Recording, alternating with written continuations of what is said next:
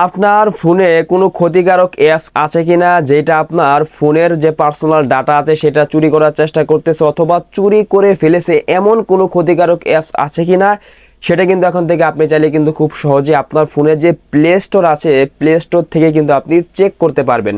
তো কিভাবে আপনারা চেক করবেন সেটাই কিন্তু দেখাবো আজকের এই ভিডিওতে।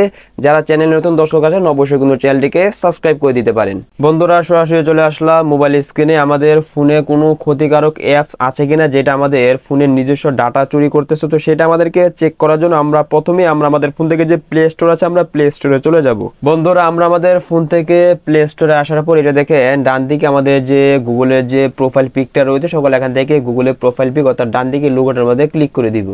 তাহলে আমাদের সামনে কিন্তু এরকম একটা ইন্টারফেস চলে আসবে। এবার এখান থেকে আমরা এটা দেখেন অপশন রয়েছে ম্যানেজ অ্যাপস এন্ড ডিভাইস, সকল এখান থেকে ম্যানেজ অ্যাপস এন্ড ডিভাইস এটার মধ্যে সকলে ক্লিক করে দিবেন। তাহলে আমাদের সামনে কিন্তু এরকম একটা ইন্টারফেস চলে আসবে। এবার এখান থেকে এইটা দেখেন সবার উপরে যে অপশনটা রয়েছে সকল এটার মধ্যে ক্লিক করে দিবেন। এবার এখানে কিন্তু আমাদেরকে কিন্তু দেখাচ্ছে আমাদের ফোনে কতগুলি অ্যাপস আছে, দেখেন এখানে কিন্তু শো করতেছে। তো এবার এখান থেকে আমাদেরকে চেক করার জন্য এখান থেকে যে স্ক্যানের মধ্যে যদি ক্লিক করে দেয় তাহলে দেখবেন আমাদের স্ক্যান কিন্তু শুরু হয়ে যাবে। এখানে কিন্তু আমাদের অল্প কিছু সময় ওয়েট করতে হবে।